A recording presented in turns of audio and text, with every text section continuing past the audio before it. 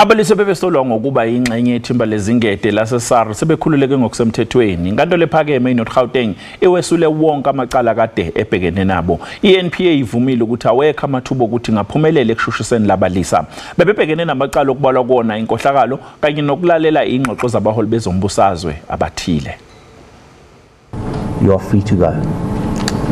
Sekube umbango wezomthetho kanye nokuvikela amagama abo odonse iminyaka emine. Kepha manje uIvan Pillay, uAndries Janse van Rensburg kanye noJohan van Logerenberg sebekhululekile.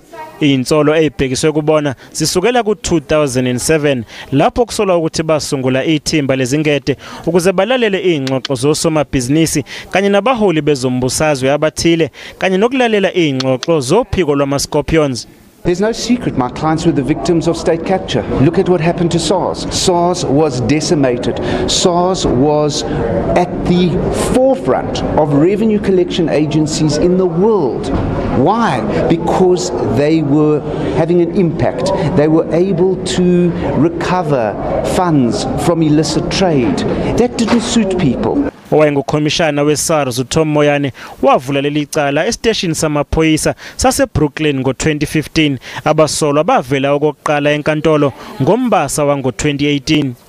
Section 179, subsection 5 of the Constitution makes provision for prosecutorial decisions to be reviewed.